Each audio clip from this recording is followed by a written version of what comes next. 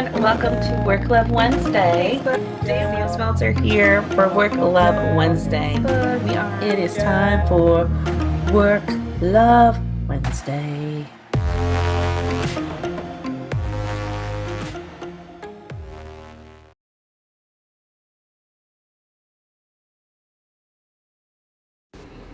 Hi Facebook.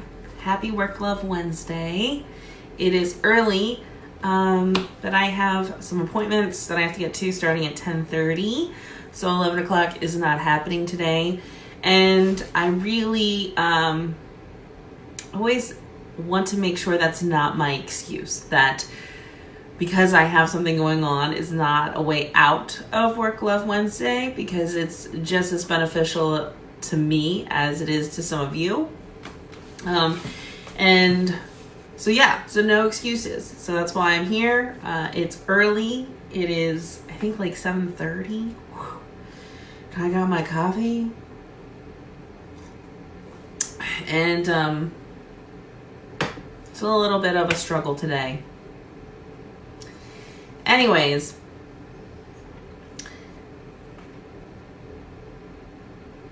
one of the things that I want to talk about today, or at least the big lesson for work love that I want to talk about today, is listening. The act of listening, which is something that comes up all the time as a communication skill. However, what I want to focus on is the act of listening to yourself. And trusting yourself, because those two things go hand in hand. Being able to listen to yourself, but also being able to trust yourself.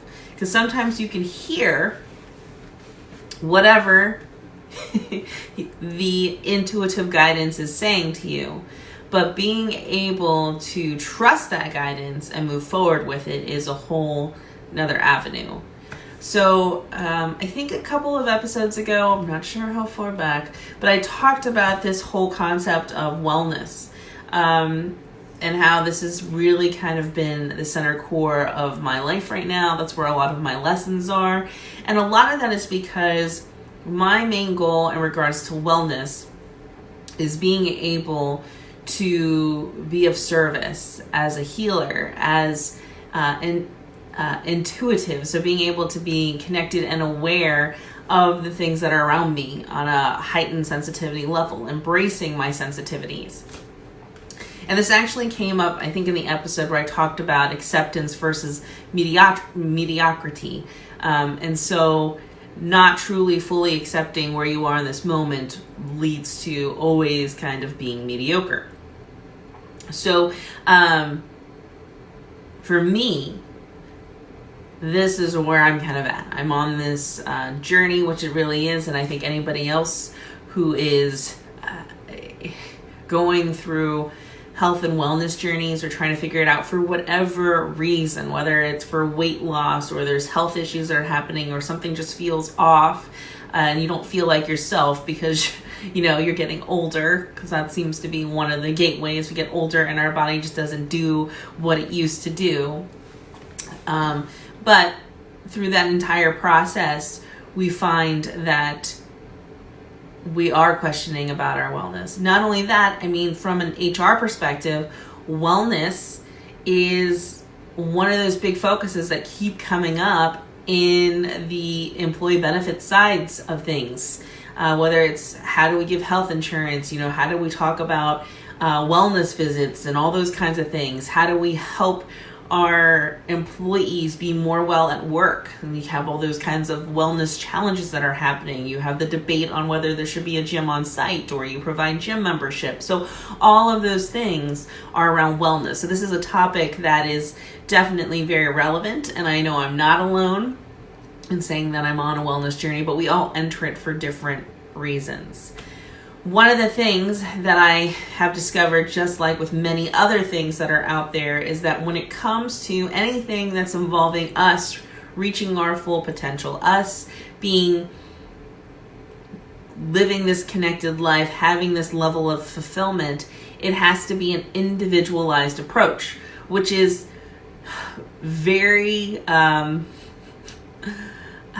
frustrating to hear as an HR professional, because on top of everything else that we already do with very small departments, sometimes departments of one, now you're telling me if I want to help my employees best, I have to have an individualized approach when we are building cultures and organizations that embrace diversity and inclusiveness, which means there's so many different types of people in my organization, hopefully. And so that's the realm that I like to hang out in my professional arena of life. And while hanging out in that arena, it has made me look very hard at my personal arena of life and how those two are connected. So as wellness has come up, which quite frankly with professional stress, it is one of those first things that happen, and also looking at employees and why they're not happy, and even challenging myself as to why I was not happy in the professional environment of the past, even considering that I had really great circumstances across the board that the employer was providing.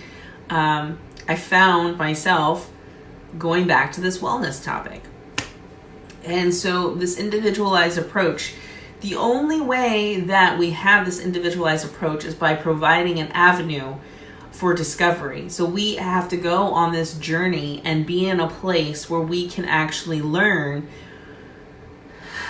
what best suits us, what best serves us for this journey and wherever we are on that path.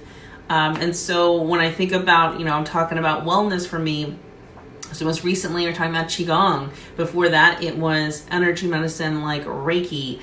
But before even all of that, it was CrossFit, it was lifting, it was yoga, it was running, it was walking, it was biking. So all of these different wellness kind of components. It was all the different diets from paleo to gluten-free, dairy-free, nut-free, Mediterranean, keto, so all these different diets, going through all of them. And I think one of the things that I think is fascinating is when people talk about how they've gone through all of those things and none of them have worked, but you've learned through that process, you've learned that they don't work for you, or maybe there was nuggets in them that you learned about yourself, where you learned or related when you put something particular into your body, you feel better.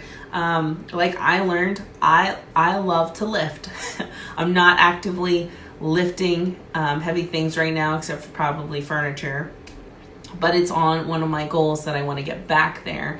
And that's because there's other things that have come up in my wellness path that I have to work through before I can start picking up heavy things again. Long story short. But getting to that point is being able to listen to what your body needs, how it's going to serve you, the path that you have to take, and then actually trust it, which I think is the scariest thing in the world, because sometimes what you're being told to do maybe does not make sense. And I chose to use this kind of wellness tactic. If we go from a nutritional standpoint, there's so many studies out there that contradict each other.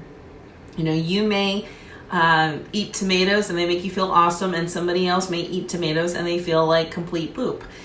But those are what's important in this scenario, is being able to trust that I'm putting into my body what serves me, or I'm doing the exercise that serves me, and removing the judgment of you need to do this amount of activity every single week. You need to do this amount of meditation. You need to eat this amount of things, because all of those tools are provided out there, and they're tools for us to grow, figure out what we need to be awesome, and then go with it. But I find that even as I have heightened my sensitivity and awareness of listening to what really serves me, and what I need to do, even professionally, the trusting is so hard. It's so scary. It's so hard and it's so scary because there's so much unknown, especially if what I'm being asked to do or is not what is typically acceptable in societal norms. So for example, meditation, in the middle of the day, if I feel that is something that I need to do, Are people going to understand that I need to go someplace and be somewhere for an hour or 2 hours in silence? There are some that will, and there's some who will think that is a waste of time.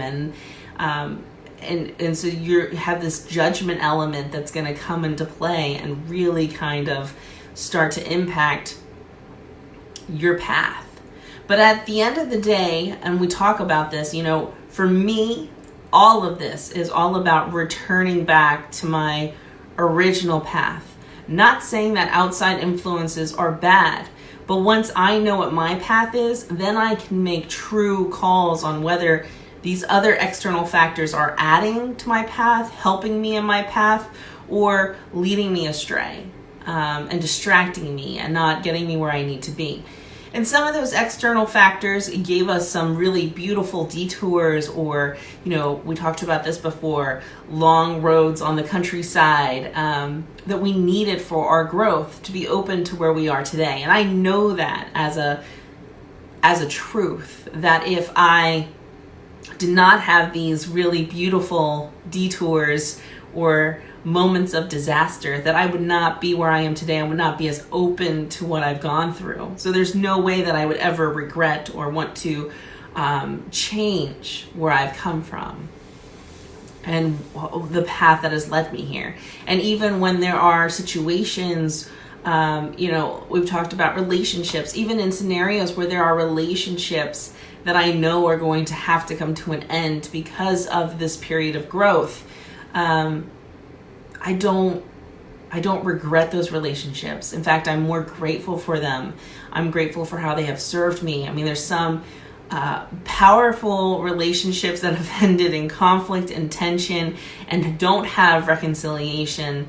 And from my side, I would say I have forgiven, but more so been in a place of gratitude because they happened.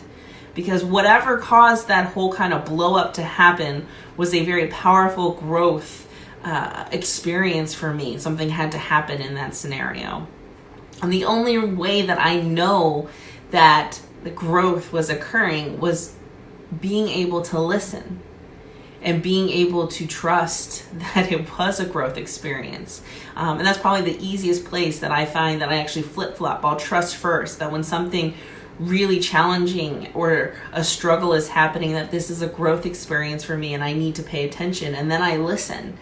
But for a lot of other things, like wellness, it's flip-flop. You hear it, you know it, you might know it almost inside, it resonates with your core that this is what you need to do and this is what serves you, but at the end of the day, you're still feeling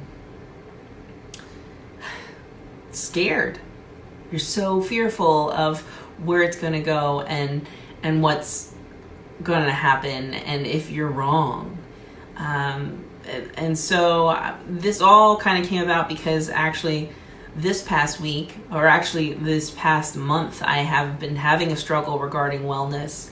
I've been on a path where I've been working with several professionals, getting all their expert knowledge, because that's how we grow. That's how we build our awareness, is working with those who are subject matter experts in their areas and learning all that we can from them, and then helping us to start to listen to what we truly need. And I kind of reached this tipping point where I was done collecting data and I'm ready to move forward with my truth and my journey and what I need to be healthy. But it's really scary. It's really scary when certain things conflict with each other, and making that kind of decision and thinking that, what if this backfires and I'm wrong? But at the end of the day, the person who knows you best is yourself. And I think that's where all of this goes really terribly wrong, is when we've gotten disconnected and we don't even know ourselves, and then we trust that others know us better. And how would they know us if we've never been able to show our true selves? So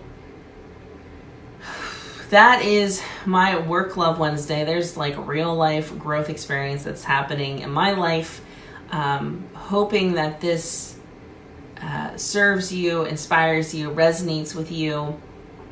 as always, if something does, please comment. I know that Katie hopped on. Hey, Katie, thanks for hopping on and saying hello.